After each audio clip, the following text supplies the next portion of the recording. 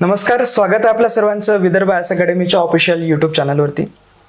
खरं म्हणजे स्पर्धा परीक्षांचा अभ्यास करत असताना संघर्ष, त्याग, सातत्य आणि महत्त्वाकांक्षा या सगळ्या गोष्टींचं समीकरण ज्याला जुळवता आलं त्याला यश मात्र नक्कीच मिळतं, हे आपल्या सगळ्यांना माहिती आहे. म्हणून याच अनुषंगानं आपल्यासोबत आहेत आज MPSC राज्यसेवा 2025च्या परीक्षेमध्ये SC प्रवर्गातून प्रथम आलेल्या प्रगती जगताप मॅम आपल्यासोबत आहेत आणि आपण त्यांच्याशी संवाद साधणार आहोत की त्यांनी हा संघर्ष नेमका कसा केला, त्यांच्या आयुष्यामध्ये कशा पद्धतीने आपल्याला स्पर्धा परीक्षांचा अभ्यास करत असताना काय काय त्यांना आव्हानांना सामना करावा लागला हे आपण चांगल्या पद्धतीने त्यांच्याकडनं जाणून घेऊया. कारण ही आव्हानं त्यांची तरी सोपी नव्हती आणि प्रत्येकांची वेगवेगळी आव्हानं आहेत, त्यापैकी त्यांचं एक वेगळं आव्हान आहे आणि हे आपल्याला बऱ्याचशा गोष्टी त्यांच्याकडनं शिकायला मिळेल. नमस्कार मॅम. नमस्कार सर. मॅम, सर्वप्रथम आपण परीक्षेचा अभ्यास केव्हापासून सुरू केला आणि ही तयारी आपली नेमकी कशी केली आपण आणि आपल्याला नेमकी प्रेरणा कशी होती? मी प्रॉपर अकोल्याची आहे. अच्छा. मी जॉईंट फॅमिलीमध्ये वाढलेली आहे. फुले शाहू आंबेडकरांच्या विचारांनी म्हणजे प्रेरित असलेलं माझं घर आहे आणि आमच्याकडे भरपूर समाजसुधारकांचं वाचनपासून सुरुवात आहे. तर एक तो सामाजिक जी ओढ आहे ती लहानपणीपासून माझ्यामध्ये होती. पण स्पर्धा परीक्षेची तयारी करावं असं मला पहिले नाही वाटायचं. मला वाटायचं की आपण डॉक्टर बनू. ते एक डॉक्टर इंजिनियरचं क्रेज होतं आमच्या वेळेस 1990sच्या मुलांमध्ये. माझ्या मम्मींचे जे पप्पा होते ते क्लास 1 ऑफिसर होते. तर माझ्या मम्मीची इच्छा होती की मी अधिकारी बनायचं आणि माझे बाबा सोशल फील्डमध्ये होते. त्याच्यामुळे त्यांनाही वाटायचं सतत की म्हणजे कुठल्या तरी सामाजिक क्षेत्रामध्येच मी पुढे जावं. तर हळूहळू मी जेव्हा मेडिकलला नंबर नाही लागला तर त्याच्यानंतर मी पंजाबराव देशमुख कृषी विद्यापीठ कॉलेज ऑफ ॲग्रिकल्चर अकोला इथनं BSc ॲग्रिकल्चर कम्प्लीट केलं. तिथे आमच्याकडे पंजाबराव देशमुख कॉम्पिटिटिव्ह फोरम आहे, जे ऑलरेडी सिलेक्टेड ऑफिसर्स आहेत, जुने अधिकारी, त्यांनी सुरू केलेलं. ते आम्हाला 4 वर्ष मार्गदर्शन करतात आणि या फील्डमध्ये म्हणजे कुठे कुठे जाऊ शकता, कुठल्या क्षेत्रामध्ये जाऊ शकता त्याच्याबद्दल ते सखोल आम्हाला मार्गदर्शन करतात फोरम जॉईन केल्यानंतर. आणि नंतरही तिथे अभ्यास करायला स्कोप असतो, म्हणजे आपल्याला राहता येतं तिथं. तर तिथनं मला खरी प्रेरणा मिळाली. मला आता कॉलेजमध्ये वेळ राहायचा, मध्ये ब्रेक राहायचा, तर आम्ही फोरमला जाऊन बसायचो. पण स्टील राज्यसेवा किंवा कॉम्पिटेटिव्ह UPSC करायचं असं खूप काही मनात नव्हतं. आईची इच्छा असली तरी मला स्वतःला वाटायचं ठीक आहे आपण काहीतरी PhD वगैरे करू आणि नाही तिकडे डॉक्टर बनलो तर आपण इकडे तरी कुठेतरी डॉक्टर बनू, असं म्हणजे प्लॅन बी तेव्हापासूनच रेडी होता. हा, म्हणजे आपण PhD करू बा तिथे तरी. मला त्या डॉक्टरचं क्रेज होता आधी, तितकं लक्षात नाही यायचं. माझी एक रूममेट होती, म्हणजे मी तिच्यासोबत राहायची. आता ती साताऱ्याची आहे प्रॉपर आणि ती बँक मॅनेजर आहे. ती किरण बेदी मॅडमचे व्हिडिओज बघायची सतत याला आणि विश्वास पाटील यांचे व्हिडिओज, जे मोटिवेशनल व्हिडिओज ती बघायची. तिच्या रूम मध्ये सगळे IPS ऑफिसर्स जे आहे त्यांचे सगळ्यांचे फोटोज लागलेले राहायचे आणि सगळ्या स्पर्धा परीक्षा करणाऱ्या विद्यार्थ्यांच्या प्रेरणा असतात. अकोल्यामध्ये कसं आहे की तितकं वातावरण नाही आहे स्पर्धा परीक्षेचं आणि मुलांमध्ये असलं जरी राज्यसेवा किंवा UPSC करायचं काही लोक सिलेक्ट झालेत, पण तेवढं म्हणजे ग्राउंड रुटेड नाही आहे. ती साताऱ्याची होती, पश्चिम महाराष्ट्रात ऑब्व्हियसली खूप चांगलं वातावरण आहे. त्याच्यातनं ती आली होती, तर तिला IPSच बनायचं होतं आणि तिचं ते राहणीमानी तसंच होतं. मी सतत ते व्हिडिओज बघायची. मला इच्छा म्हणजे नव्हती, माहिती नव्हतं, इच्छापेक्षा माहिती नव्हतं. हळूहळू मला माहित पडलं की आपल्याला किती म्हणजे अधिकार असू शकतात आणि आपण चांगल्या प्रकारे जे काम दुसरीकडे करायचं ते स्पर्धा परीक्षेतनं करू शकतो. दुसरं एक आहे की जेव्हा तुम्ही एका साधारण परिवारातून येता आणि मुलगी म्हणून येता, तेव्हा तुमच्या शब्दाला प्रमाण येण्यासाठी तुमच्याकडे कुठली तरी नोकरी असणं आवश्यक आहे. प्रायव्हेटमध्ये गेल्यावर पण आपल्याला तेवढा स्कोप मिळतो, पण जर तुम्ही अधिकारी असाल तर तुम्ही तुमचे मुद्दे चांगल्या प्रकारे मांडू शकता. हे मला नंतर जाणवायला लागलं, म्हणून मी कॉम्पिटेटिव्हकडे वळले. 2016ला मी पासआउट झाले. 17 पासून मी कॉम्पिटेटिव्हची प्रिपरेशन करते. 2018ला मी राज्यसेवेच्या मुलाखतीला होते, 19ला होते, 20चं माझं सिलेक्शन आहे सहाय्यक गट विकास अधिकारी म्हणून आणि आता या वर्षीच्या ऍडमध्ये माझं क्लास 1 CEO म्हणून सिलेक्शन झालंय, म्हणजे होईल आता. एक आम्ही असं त्यामध्ये माहिती आहे की आपलं ज्यावेळी मुख्य परीक्षेचे किंवा इंटरव्ह्यूची आपली जी तयारी चाललेली होती त्याच काळामध्ये वडिलांचं पण निधन झालं. हे एक सगळ्यात म्हणजे आव्हानात्मक होतं हे सगळं, तर त्याला तुम्ही ते कसं फेस केलं मॅम? 2023 म्हणजे याच्या आधीची जी ऍड होती त्या इंटरव्ह्यूच्या वेळेस, म्हणजे 13 ऑगस्टला माझा इंटरव्ह्यू होता मागच्या वर्षी, 13 ऑगस्ट 2024ला. तर आदल्या रात्री पप्पांची डेथ झाली, म्हणजे 11 वाजता वगैरे पप्पांना दुपारीच अटॅक आला होता. पप्पा ऍडमिटच होते आणि मी मुंबईला होती त्या दिवशी. मग मी इंटरव्ह्यू सोडला, मी परत आले आणि पप्पाचं झाल्यानंतर एखाद्या महिन्याने मी परत तो इंटरव्ह्यू दिला. पण असं म्हणजे शॉक यासाठी होता कारण की आम्हाला अपेक्षित नव्हतं की पप्पा जातील म्हणून. पप्पाची तब्येत ठीक नव्हती पण जातील असं काही अपेक्षित नव्हतं. तर तो एक म्हणजे जवळपास 5-5.5 महिने माझा एकदम म्हणजे खूप खराब फेज होती ती. पण माझं जे फॅमिली आहे आणि माझं फ्रेंड सर्कल जे होतं, सगळेच मित्रमैत्रिणी माझे, ते मला सतत प्रेरित करत राहायचे की आपण काहीतरी चांगल्याकडे वळायला पाहिजे आणि तू दुसरे मार्ग शोध, ह्या गोष्टी विसरण्याचे. ऑब्व्हियसली आपण दुःख विसरत नसतो पण त्याच्यासोबत राहायला शिकून जातो कालांतराने आणि आपण त्यांना प्रेरणा मानतो जे आपल्याला घडवून पुढे जातात. पप्पा गेल्यानंतर 3 महिन्यांनी माझे आजोबा गेलेत आणि आता रिसेंटली लगेचच आघात, तो एकामागून एक आघात आलेला सगळं. म्हणजे इंटरव्ह्यू झाला आणि पुढच्या प्रिलिम्सच्या 8 दिवस आधी म्हणजे मी त्यांना बाबा म्हणते आणि मी जॉईंट फॅमिलीत वाढलेली आणि मी फर्स्ट ग्रँड डॉटर आहे, फर्स्ट डॉटर ऑफ म्हणजे आहे. आणि मी शाळेपासून म्हणजे मी यासाठी सांगते कारण की मी आजीबाबांच्या खूप क्लोज होते आणि मी शाळेपासून फर्स्ट रँक वगैरे असं माझा राहायचा. तर त्याच्यामुळे मी खूप लाडात वाढलेली होती. तर मग ते बाबा गेल्यामुळे मला अजूनच हे झालं की आपला म्हणजे सपोर्ट सिस्टीम थोडीशी हे झाली होती, म्हणजे डावलल्यासारखी झाली होती. नंतर मी जेव्हा परत सहाय्यक गट विकास अधिकारी म्हणून मी जेव्हा इथे रुजू झाली कळमेश्वरला, नागपूर जिल्ह्याला, तालुका कळमेश्वर, तेव्हा थोडंसं चेंज झालाय. म्हणजे आपलं वातावरण बदललं आणि रूम वगैरे शिफ्ट केली, नवीन ऑफिस होतं, नवीन लोक होते. प्लस एक होतं की मला अभ्यासाची आवड लहानपणीपासून होती, म्हणजे मी अवांतर वाचनाची आवड होती अभ्यास म्हटल्यापेक्षा. तर मला काहीतरी कुठले तरी अजून मार्ग हवे होते की ज्याच्यामधून मी या गोष्टीतनं थोडीशी बाहेर पडू शकेल. आणि तो मार्ग म्हणजे मला MPSCच मला जाणवतो, मला बाहेर काढण्यासाठी कॉम्पिटेटिव्हनीच मदत केलेली आहे. आणि मला अजून एक सांगा वाटेल की मला 2021ची जी ॲड होती, 21च्या इंटरव्ह्यूच्या वेळेस आणि 22च्या मेन्सच्या वेळेस मला माझी तब्येत खराब झाली होती, मला जॉन्डिस होता. तर जवळपास मी 1.5 महिना हॉस्पिटलाइज होती आणि तेव्हा मी ICU मध्ये पण होती.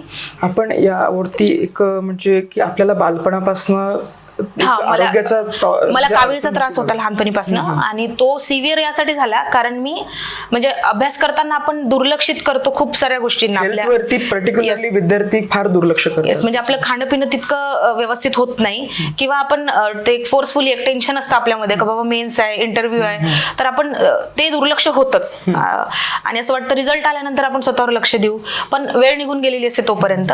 तर मला ते पण वाटतं की सोबत आपण आरोग्याकडे आणि फॅमिलीकडे पण थोडं लक्ष द्यायला हवं. एक्झाम रिझल्ट आल्यानंतर आपल्याकडे वेळ असतो पण मग परिवार नसतो किंवा आपल्याकडे हेल्थ नसते. त्याच्यामुळे सुरुवातीपासूनच आपण कुठेतरी थोडासा आपल्याला पॉज घेऊन स्वतःच्या हेल्थवर कॉन्सन्ट्रेट करायला हवं. तर मला वाटतं मी 19 तारखेला डिस्चार्ज घेतला होता, मला किंग्सवेला ऍडमिट केलं होतं 19 जानेवारीला आणि 21, 22, 23ची मेन्स होती माझी. जानेवारी महिन्यामध्ये 21, 22, 23 2 दिवसांनी मेन्स होती. मग ते फिजिओथेरपिस्ट कडे जाऊन आणि बाकी सगळं करून मी थोडंसं व्हीलचेअरवर आणि मग त्याच्यानंतर मग पेपर लिहिला. म्हणजे तो माझा पेपर काहीतरी म्हणजे माझी 2 मार्क्सनी वगैरे क्लास 1 गेली होती तेव्हा. फार कमी कालावधीमध्ये तुम्ही आपण ते तयारी केली तसं म्हणायला हरकत नाही. हो, मी मेंटली प्रिपेअर्ड होतात का? नाही, मी प्रिपेअर्ड म्हणजे मला ती जी ऍड होती त्याच्यामध्ये सगळे बोलत होते की पेपर पोस्टपोन होणार आहे. तर मी म्हटलं पेपर पोस्टपोन जरी झालं तरी रिव्हिजन मारून आपण देऊन देऊ, एक कुठली तरी जरी पोस्ट मिळाली तरी ठीक आहे क्लास 1ची. पण पेपर पोस्टपोन झाला नाही. आणि मला माझे खूप जवळचे फ्रेंड आहे, त्यांचा कॉल आला की तू नाही जरी सिलेक्ट झाली तरी तू पेपरला जा, तो एक स्पोर्टी बिहेवियर तुझ्यामध्ये ठेव की आपण एक्झाम द्यायलाच हवी, रिझल्ट येऊ की नाही येऊ. तर त्या हेतूने मी गेली होती. मला खूप कॉपरेट केलं तिथल्या MPSCचे जे होते सगळेजण, ते व्हीलचेअर वगैरे अरेंज करून दिली आणि खाली माझी राहायची सोय होती वगैरे.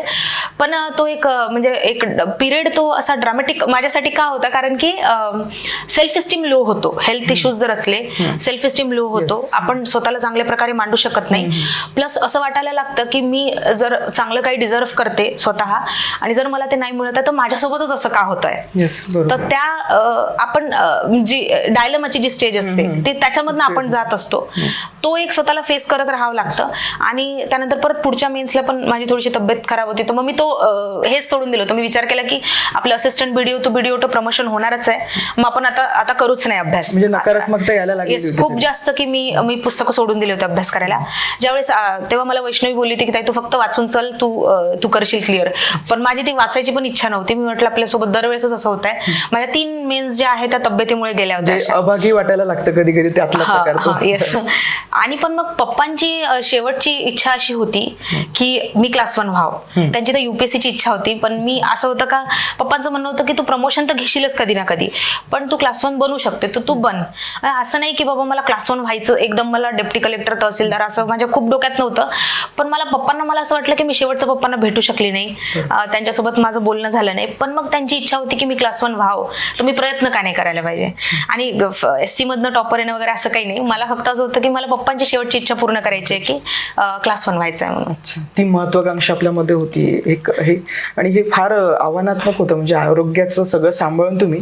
आणि विशेष म्हणजे मॅडम, जो काही आपण अभ्यास 10-12 दिवसामध्ये परीक्षा लगेचच व्हीलचेअरवरती आपण दिली, याच्या मागे नेमकं काय कारण आहे की तुम्हाला एकदम शक्य झालं ते सगळं?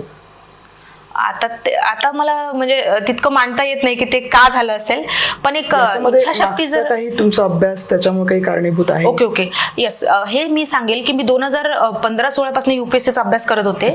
तर म्हणजे माझं MPSC पेक्षा जास्त UPSCचं वाचन होतं. NCERTचे बुक्स वगैरे बाकी सगळं रेफरन्स बुक्स मी 2 वर्ष वाचले होते. तर त्याचा एक बेस होता. त्याच्यानंतर मी नोट्स काढलेल्या होत्या, म्हणजे जेव्हा मी कृषी सेवक असताना मी नोट्स केल्या होत्या थोड्या. तर त्याचं मला म्हणजे शेवटी मी नोट्स रेफर करून गेली होती पेपरला. म्हणजे मला असं वाटतं की बाबा 2 महिन्यात 3 महिन्यात हा पूर्ण होणारा अभ्यास नाहीये. यासाठी ऍटलीस्ट तुम्हाला 1.5 वर्ष द्यावं लागतं, 6-7 महिने तुमचा बेस बनवायला. आणि नंतर मग तुमच्या स्वतः नोट्स जर बनवलेल्या असतील तर आपल्याला टाइम पिरियड कमी लागतो. याला आपण इम्पॉर्टन्स कशाला द्याल, की बेसला इम्पॉर्टन्स द्याल की रेफरन्सला इम्पॉर्टन्स द्याल याच्यामध्ये? नाही, बेस तर असायलाच हवा. कारण कारण विद्यार्थी असं आहे की बेसवरती दुर्लक्ष करतात आणि रेफरन्सेस खूप मोठे मोठे वाचायला लागतात. तर ह्या गोष्टीचं काय ते सांगाल तुम्ही, आणि याचा फायदा तुम्हाला इकडे कसा झाला लगेच? नाही, मी तर 6 to 12 पुस्तकं वाचायची, म्हणजे स्टेट बोर्डचे आणि CBSEचे थोडेसे, जास्त नव्हती वाचत, राज्यसेवेच्या प्रिलिम्सला. आणि मला वाटतं मी 7वी 8वीचे आणि 11वीचे जॉग्राफीचे पुस्तकं, इतिहासचे पुस्तकं, लुसेंट अशा या गोष्टी वाचल्या प्रिलिम्ससाठी. खूप डिटेलिंग मध्ये मी नव्हती जात कधी. म्हणजे जर तो एक अनालाइज करण्याची आपल्याकडे जर पॉवर असेल किंवा डेव्हलप केली आपण की प्रिलिम्सला स्कोर कसा काढायचा आहे, तर मग काही दिवसानंतर आपल्याला माहित पडतं की आपल्याला वाचायचं काय नेमकं. म्हणजे आपण मला तरी वाटतं की टाइम कन्झ्युमिंग का आहे कॉम्पिटेटिव्ह एक्झाम, कारण आपल्या हे लक्षात येत नाहीये की नेमकं वाचायचं काय, ठीक आहे, आणि अप्रोच कसा करायचा, म्हणजे क्रॅकिंग द कोड जे म्हटलं जातं MPSC किंवा बाकीच्या एक्झाम्स मध्ये. पण जर आपल्या लक्षात आलं की या बुक्स मधनं आपल्याला उचलायचं काय आहे, तर ते कमी वेळेमध्ये आपण कॅप्चर करून स्कोर काढू शकतो. पण रेफरन्स बुक्स वाचायलाच हवे, पण कुठले वाचायला हवे हे पण आपण स्वतः आपल्यामध्ये म्हणजे डेव्हलप करण्याची ती टेक्निक आहे. किंवा मला जर कोणी म्हणते की तू इतक्या बुक्स वाच, आता माझं मी सांगते, मी 2018ला जेव्हा इंटरव्ह्यूला होती, मी मेन्सला जवळपास 1.5 महिना इतिहासाचेच पुस्तकं वाचले. म्हणजे मी जयसिंगराव पवार वाचलं, मी इकडे समाधान महाजन वाचलं, तिकडे मी शांता गठाळ वाचलं. मला सांगणारे भरपूर लोक होते की तू इतिहास वाचू नको, इतिहास इज नॉट, म्हणजे तेवढे मार्क्स देणारं तेव्हा नव्हतं. सब्जेक्ट आहे आणि त्याच्यामध्ये स्कोरिंग होत नाही. पण असं होतं का, माझा जो ऑब्सेशन होता ना एखाद्या सब्जेक्ट बद्दल, ते मी मुलांमध्ये बघते की मला सायन्स आवडतं, मी सायन्सच वाचेल, मला पॉलिटी आवडतं, मी पॉलिटिक्स वाचेल. पण आपण हे बघायला हवं की पेपरला काय अपेक्षित आहे, म्हणजे कंबाईन असो किंवा राज्यसेवा, डिमांड परीक्षेची काय आहे ही ओळखणं विद्यार्थ्यांनी फार नितांत गरजेचं आहे. आणि आपल्या एक्झामची नेमकी काय डिमांड आहे, म्हणजे ओव्हरऑल आपण जेव्हा अभ्यास करतो तेव्हा सगळ्या मुलांचं प्रिपरेशन वेगवेगळं असतं. आता मी सीसेट करताना पण मी कधी मॅथ्स रिझनिंगचा अभ्यास केला नाही, कारण मी पॅसेजेसवर स्कोर काढला. आता भरपूर मुलं असंच करतात, पण ती टेक्निक डेव्हलप आपण आपल्या लेवलला करायला हवी. अच्छा, हे आपल्याला म्हणता येईल. मॅम, एक आहे की आपण नोकरी करताना हे सगळं अभ्यास केला, आणि हे कसं शक्य झालं मॅम? म्हणजे इतकं विद्यार्थी म्हणजे 12-12 तास लायब्ररीमध्ये बसतात, त्यांना रिझल्ट यायला फार अडचणी जातात, बट तुम्ही नोकरी करून हे सगळं केलं. हे आपल्याला पॉझिटिव्ह गोष्ट म्हणाल का, की नोकरीमुळे मी करू शकले किंवा मग? नाही, एक होतं की माझ्या पप्पांना, म्हणजे त्यांना म्हणायचं होतं का एकतर तू नोकरी कर, अदरवाईज तू MSc PhD कर. कारण पप्पांचे मित्र कॉलेजचे लेक्चरर्स होते, तर त्यांचं असं होतं नाही तू एक तर हायर एज्युकेशन घे. आणि कसं असतं ना, मी ज्या एज्युकेशन नाही सोशल बॅकग्राऊंड मधनं ज्या येते तिथे सांगितलं जातं की तुम्ही अभ्यास करा. म्हणजे ते बाबासाहेबांच्या विचारांचे असतात की बाबा तुम्ही अभ्यास करा, पण अभ्यास नेमका करायचा कसा, आणि कारण ते त्यांना पण तेवढं एक्सपोजर नसतं. तो निवडायचा कसा आणि पुढे कसं जायचं हे आपल्याला डिसाईड करायचं आहे. म्हणजे ते वे नाही देऊ शकत आपल्याला, ते फक्त सांगतील की तुम्ही अभ्यास करा, ठीक आहे. तर टॉपर सुद्धा तेच की तुम्ही PYQ ची तयारी करा, पण ती कशी करा हे सांगितलं जात नाही, हे खरं वास्तव आहे. पण म्हणजे ते त्यांना माहित पण नसतं, फॅमिलीज मध्ये माहित नसतं तेवढं. त्यांना फक्त वाटतं की नाही अभ्यासच आपल्याला हे नेऊ शकतो पुढं, म्हणजे ऍज अ मुलगी म्हणून पण तुम्हाला स्वतःला मांडताना अभ्यासच कामात येईल. माझ्या पप्पांचं हायर एज्युकेशन खूप जास्त होतं की तू MSc कर, PhD कर. मग मला माझ्या पप्पांसोबतच होतं की पप्पा मग मी पुढं काय करायचं आहे, एज्युकेशन तर करेल मी, पण नंतर मग मला शेवटी नोकरीच करायची आहे, मला याच फील्डमध्ये यायचं आहे. तर मी ते पहिल्यांदा तर ते असं टॅकल केलं की माझी प्रिलिम्स निघाली राज्यसेवेची आणि कंबाईनची निघाली आणि AFOचा मी इंटरव्ह्यू दिला, ॲग्री MPSCचा इंटरव्ह्यू दिला. तेव्हा माझ्या घरच्यांना वाटलं की ठीक आहे, नाही ही अधिकारी बनली तर कुठेतरी लागेल, ठीक आहे. पण जेव्हा मी कृषी सेवक लागली तेव्हा समाजाचा पण एक दृष्टिकोन बदलतो की तुमची मुलगी आता मोठी झाली, 23-24 वर्षाची होत आहे, नोकरी कशी काय सोडायला लावता. म्हणजे प्रायव्हेट जॉब सोडताना तेवढा त्रास होत नाही, पण गव्हर्नमेंट जॉब जर असेल, भलेही ती क्लास 3 और क्लास 4 कुठली पण नोकरी का नसो, पण फॅमिलीज तयारच नसतात. म्हणजे फॅमिलीजने याबाबत काय महिलांना म्हणजे सवड दिली पाहिजे? कारण बऱ्याचदा मुलींचं जर बघितलं तर लग्नाचं प्रेशर हेच राहतं, त्याच्यानंतर किती दिवस लागेल, आणखी आम्ही किती दिवस खर्च करायचा तुझ्यावरती, तू तर दुसऱ्याच्याच घरी जाणार आहे. हे महिलांच्या बाबतचे फार अप्रोच आपल्याला पाहायला मिळतात बघा मॅम, याच्याबद्दल आपण काय सांगाल नेमकं? आता बाकीच्यांच्या फॅमिलीचं माहिती नाही, माझी फॅमिली प्रोग्रेसिव्ह होती. पण जेव्हा असं होतं की तुम्ही ग्रॅज्युएशनला आहे, आता फायनल इयरला आहे, तेव्हा मग भरपूर लोकांकडनं येतं की लग्न करून घ्या मुलीचं, आता किती दिवस ठेवणार आहे. तर ते माझ्या पप्पांचं सतत राहायचं की लग्न करून द्या, आता किती दिवस बाबा करणार आहे, पुढे शिकवणार आहे. याला एक मुली म्हणून आपण कसं टॅकल करू शकतो, तर रिझल्ट काढून. कुठला तरी रिझल्ट पाहिजे, म्हणजे तुम्ही प्रिलिम्स क्लिअर केली पाहिजे, कुठली तरी एखादी एक्झाम, त्यांना माहित पडलं पाहिजे की नाही आपण करू शकतो. कारण हे दुसऱ्यांना प्रूव्ह करायच्या आधी मला प्रूव्ह व्हायला हवं की मला जमेल बाबा ते, ठीक आहे. जेव्हा मी कृषी सेवक लागली तर मला ते सोडता येणं शक्यच नव्हतं. कारण एक तर ऑब्व्हियसली एक सर्वसाधारण कुटुंबातनं मी येत आहे आणि नोकरी सोडते, तर मग मला ते नोकरी करूनच करणं अपेक्षित होतं पुढे.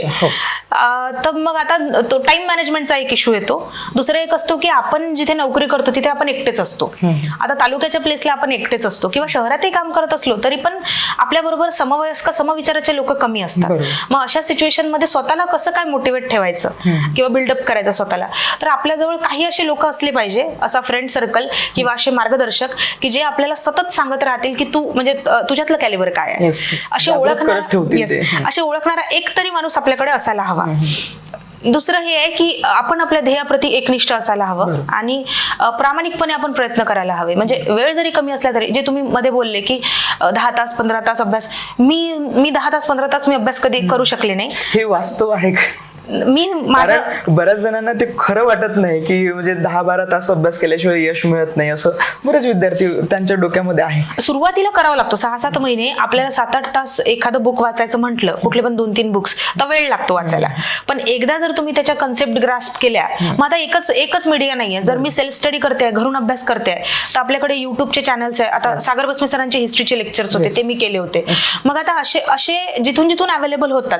एक अमित सेनगुप्ता म्हणून आहे, त्यांचे 1.5 मिनिटाचे काहीतरी लेक्चर्स होते जॉग्राफीचे, ते मी केले होते. मग तुम्ही असं काहीतरी मोड निवडा की ज्याच्यातनं तुम्हाला कन्सेप्च्युअल क्लॅरिटी येईल. एकदा क्लॅरिटी आली, स्वतःच्या नोट्स बनलेल्या आहे, स्वतःचे मॅप रिडिंग आपलं रेडी आहे, तर आपण कमी वेळेमध्ये ती गोष्ट करू शकतो.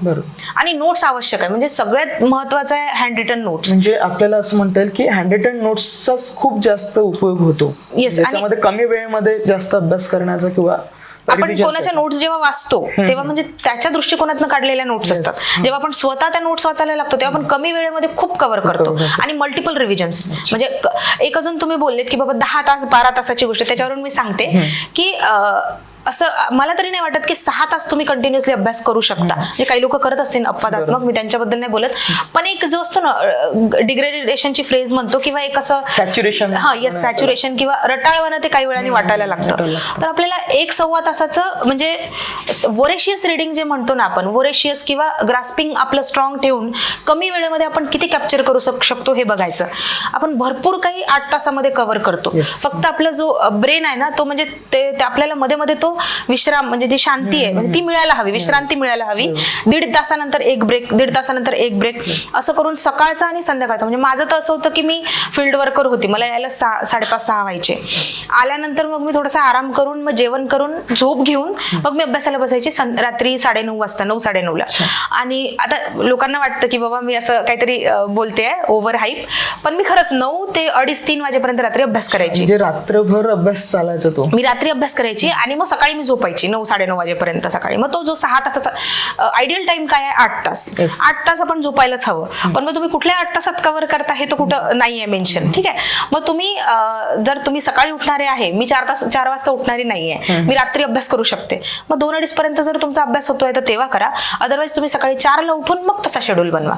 पण ऍटलीस्ट 8 ते 8 तास तरी अभ्यास आपला झालाच पाहिजे, मिनिमम 8 तास. याच्यामध्ये मॅडम आपण जे रात्री अभ्यास करायचा तर त्याचा काही हेल्थ इश्यूज येस. मग आता हे जे पुढे झालं माझे म्हणजे हायपर ऍसिडिटीचा मला त्रास आणि नंतर मला जॉन्डिस जो झाला तो वेळोवेळी खाणं आणि जागी राहणं. मग आता रात्री 12-1ला जर आपण जागतोय तर ऑब्व्हियसली आपण तेव्हा काहीतरी खाऊ. आणि दुसरं एक रिझन माझं हे पण होतं की मी जॉईंट फॅमिलीत वाढलेली आहे, तेव्हा आम्ही एकत्र राहायचो सगळं. तर आणि मला भाऊ आहे, 5 भाऊ लहान आहे आणि 1 बहीण, म्हणजे आम्ही मोठा परिवार आहे आम्ही. तर मला रात्री वेळ मिळायचा अभ्यास करायला, मला दिवसा वेळ आणि सगळ्या तो गोठावळा असायचा. येस. आणि दुसरं हे पण होतं की मी सायन्स बॅकग्राऊंड होतं, त्याच्यामुळे माझे ट्युशन्स 10 तास माझ्या ट्युशन्स चालायच्या. तर मी फ्रीच 8-9 वाजता व्हायची रात्री. मग आल्यावर थोडं फ्रेश होऊन 2-3 वाजेपर्यंत रात्री बसायची. ते माझ्या फॅमिली बॅकग्राऊंडमुळे तसं झालंय. पण मग मला ती सवयच पडली, रात्री अभ्यास करायची मला सवयच पडली. म्हणजे हे सगळं आव्हानात्मक काळ आपल्याला तिथे लक्षात येतो. याच्यामध्ये मॅडम आणखी एक प्रश्न असा असेल की आपण प्रथम येण्याचं काही ठरवलेलं होतं का असं काही की मला अभ्यास केला मी मला पहिलंच यायचं आहे वगैरे? आणि याच्यामध्ये आपण एक महिला असून हे सगळं कसं शक्य झालं? एक तर असं आहे की लोक काय बोलतात त्याच्याकडे सुरुवातीला नाही शेवटपर्यंत दुर्लक्ष करायला हवं. कमीत कमी निगेटिव्ह लोक आपल्या जवळ असायला हवे, म्हणजे नसायलाच पाहिजे. म्हणजे तो सर्कलच असता कामा नये निगेटिव्ह लोकांचा. येस. आपल्याकडे एक आहे की हा पायंड म्हणजे आता सुरुवात वैष्णवी बावस्कर जी राज्यात पहिली आली मुलींमधनं, तिने विदर्भातनं आधीच सुरुवात केली पहिल्या येण्याची.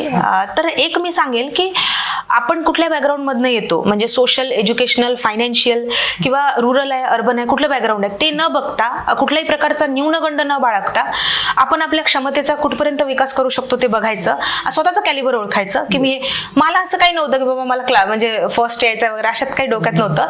मला एक होतं की बाबा मला क्लास 1ची पोस्ट घ्यायची आहे आणि पप्पांची इच्छा होती म्हणून मग मी ते करत होती प्रिपरेशन. तेवढ्या डेलिबरेटली तितक्या चांगल्या म्हणजे खूप पोस्ट आम्हाला यावेळेस नाही आल्या, पण स्टील ते एक होतं की बाबा आपण क्लास 1 घेऊ, मग ती कुठली पण असो. असं अनेक विद्यार्थ्यांमध्ये अभ्यास करत असताना नैराश्य खूप येतं, म्हणजे आणि ते विद्यार्थी येतात की आमचा अभ्यास होत नाहीये आणि खूप जास्त टेन्शन येत आहे, हे सगळं होत आहे. तर असं आपल्याला झालं असेलच आणि हे नेमकं आपण याच्यातून कसं बाहेर निघलात आणि याबाबत विद्यार्थ्यांना काय सल्ला द्याल नेमका? स्पर्धा परीक्षेची तयारी करताना म्हणजे सुरुवातीलाच आपण आपलं मन भक्कम करून यायला हवं या क्षेत्रामध्ये की माझं सिलेक्शन होईल किंवा नाही होईल, पण मी पुढे माझ्या आयुष्यामध्ये एक्सेल करेल कुठे पण असले तरी. हा एक फॅक्टर आहे. दुसरं मला वाटतं जर तुम्ही प्रामाणिक प्रयत्न केले, नाही तुम्ही त्या परीक्षेत सिलेक्ट झाले पण तुम्ही कुठे ना कुठेतरी सिलेक्ट व्हालच. कारण की आपण म्हणजे कष्टाला म्हणजे फळ हे मिळतंच कुठल्या तरी. आता मी खूप विद्यार्थी बघते माझ्यासोबतचे, माझे ज्युनियर्स की ज्यांनी प्रिपरेशन केली त्यांना ते नाही मिळालं पण दुसरं काहीतरी अल्टरनेटिव्ह तसं चांगलं मिळालंय त्यांना. तर असं होतं. ठीक आहे, पण आपण आपला जो ध्यास आहे जे आपल्याला मिळवायचं आहे ते सोडायला नको. तिसरं हे आहे की आपण हे नको मानायला की माझ्यासोबतच असं का होत आहे, मीच का याच्यातून जातोय, या परिस्थितीतनं जात आहे, जसं मला वाटायचं सतत की मी एकटीच का फेस करते. आणि नैराश्य हे वेगवेगळ्या कारणांमुळे येऊ शकतं. माझं हेल्थ इश्यूज आणि फॅमिलीमध्ये झालेल्या कंटिन्युअस डेथ त्याच्यामुळे माझ्यामध्ये ती गोष्ट आली होती. पण तुमच्यामध्ये बाकीच्या गोष्टी असतील, एज्युकेशनल, फायनान्शियल, फॅमिली इश्यूज असतील, त्याच्यामुळे येऊ शकतं नैराश्य. आपल्याला हे समजून घ्यायचं आहे की आपल्याला ही परिस्थिती फेस करताच आपल्याला रिझल्ट काढायचा आहे. तर आणि आवड जोपासायला हवी, कुठली तरी एक हॉबी असायला हवी. मला फिरायची खूप आवड होती, म्हणजे अजूनही आहे, मी खूप फिरते. मला जेव्हा 2020ची जी ऍड होती ती कोविडमुळे 5 वेळा पोस्टपोन झाली होती ती प्रिलिम्स. तर जेव्हा ती 5व्यांदा प्रिलिम्स पोस्टपोन झाली तेव्हा मी सोलो ट्रिपवर गेली होती. म्हणजे असंच कुठेतरी माझं प्रॉपर अजेंडा आहे, तर मी तिकडे फिरायला गेली होती. कोविड सुरू होता तेव्हा. तर मला वाटतं की आपण आपली हॉबी कुठली पण असो, तुम्ही जर स्पोर्ट्स मध्ये असाल तर उत्तम, आणि ते सोडून जर कुठले तुमच्या आवडीनिवडी असतील, कुकिंग आहे, फॅमिली सोबत टाइम स्पेंड करणं आहे, त्या तुम्ही जोपासायला हवे. आणि आपण सुरुवातीला बोललात की या अवांतर वाचनामुळे मला बरंचसं म्हणजे शक्य झालं.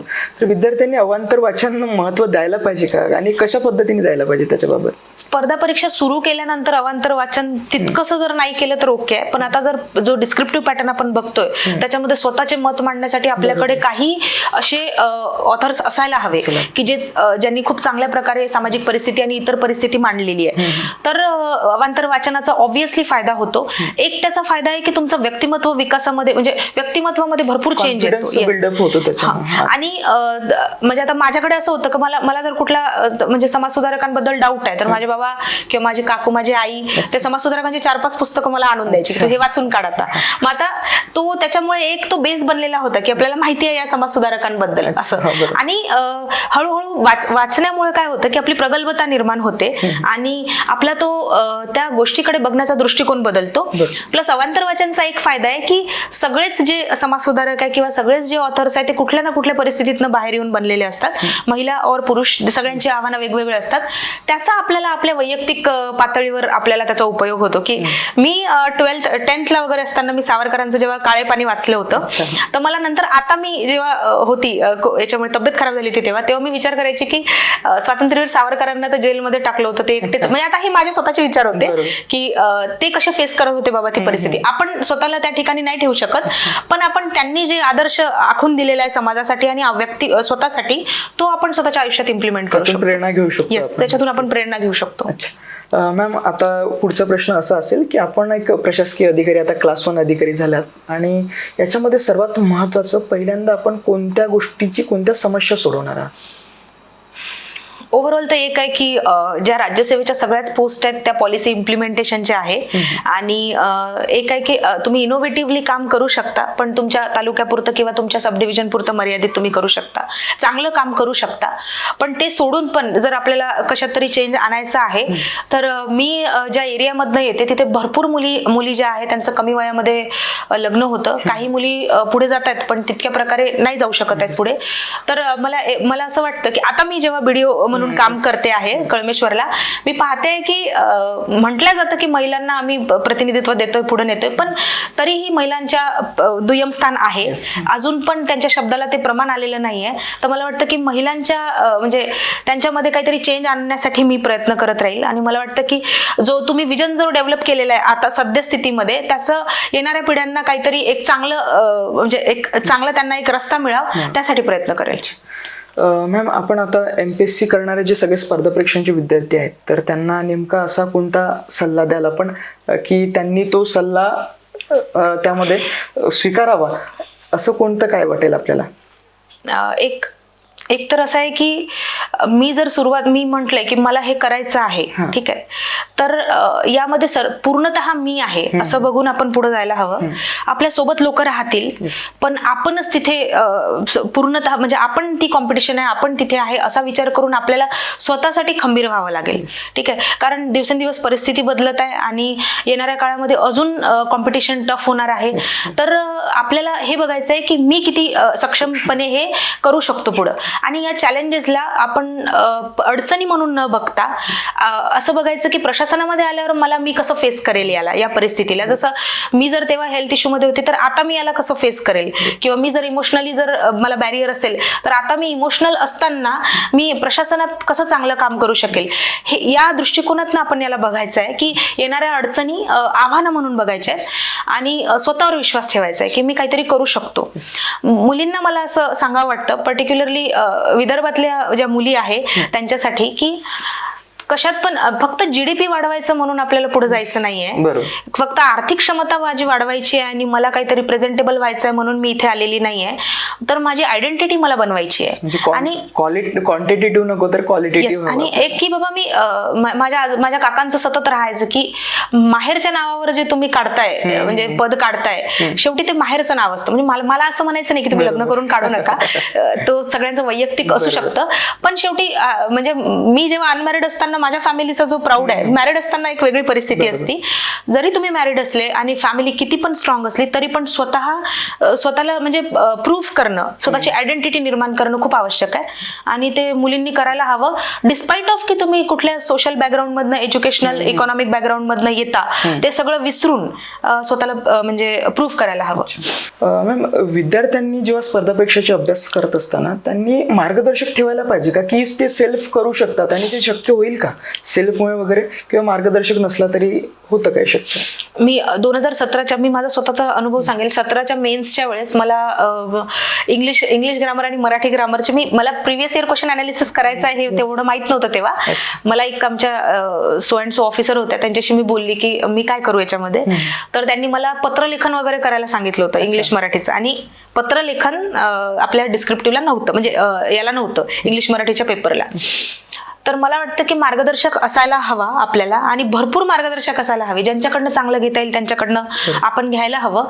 पण एक आपल्याकडे कोणीतरी असा व्यक्ती असावा की जो आपल्या वाईट परिस्थितीत किंवा आपण जेव्हा डाऊनफॉल आहे त्यावेळेस आपल्याला सपोर्ट करू शकेल. ठीक आहे. मी जेव्हा आता या मेन्सच्या आदल्या रात्री, डिस्क्रिप्टिव्हच्या आदल्या रात्री सरांना फोन केला, म्हणजे जो पेपर होता इंग्लिश मराठीचा त्याच्या आदल्या रात्री 10:30 पावणे 11ला मी सागर सरांना फोन केला की सर मला कंटिन्युअसली मी 60च्या वर जाऊ शकत नाहीये, माझा स्कोर 50-55च राहतोय, मी काय करू रिटर्नला.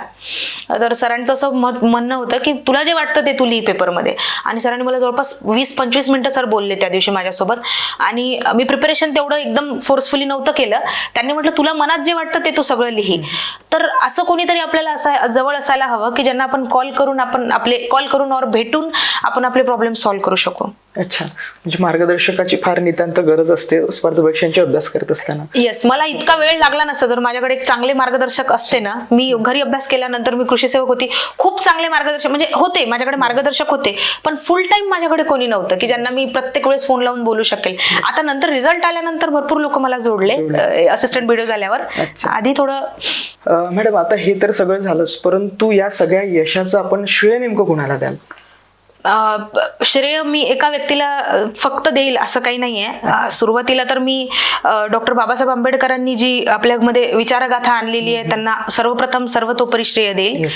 त्यानंतर मी माझ्या सगळ्या कंडिशन्समध्ये जी सपोर्ट करणारी माझी फॅमिली आहे, आणि नंतर माझे फ्रेंड्स, आणि जेवढ्या लोकांना मी भेटत गेली आजपर्यंत या 2016 ते 2025च्या कालावधीमध्ये, त्या प्रत्येकच व्यक्तीला ज्यांनी मला पॉझिटिव्हली सपोर्ट केला त्या प्रत्येकाला मी माझ्या यशाचं श्रेय देईल. अच्छा, तर अशा पद्धतीने आपण बघितलं की मॅमचं किती म्हणजे जबरदस्त हा एक मानसिक, त्यासोबतच आरोग्याचे सुद्धा आव्हानं त्यांना फेस करावे लागले या सगळ्या यशाच्या संदर्भामध्ये. म्हणून मी सुरुवातीला म्हटलं की स्पर्धा परीक्षाची तयारी करत असताना आपल्याला सातत्य, संघर्ष, त्याग आणि त्याच्यामध्ये आपल्याला महत्वाकांक्षा, ह्या सगळ्या गोष्टींचं समीकरण जुळवता यायला पाहिजे. आणि त्याचं मुख्य उदाहरण म्हणजेच मॅम आहेत की त्यांना हे समीकरण जुळवता आलं आणि त्याचं उत्तर त्यांना यशामध्ये मिळालं. तर अशा पद्धतीने आपण मॅमकडून सगळं जाणून घेतलं. आपण सुद्धा अशीच प्रेरणा आज मॅमकडून घ्याल अशी आशा करतो आणि या ठिकाणी थांबतो. धन्यवाद मॅम. धन्यवाद सर.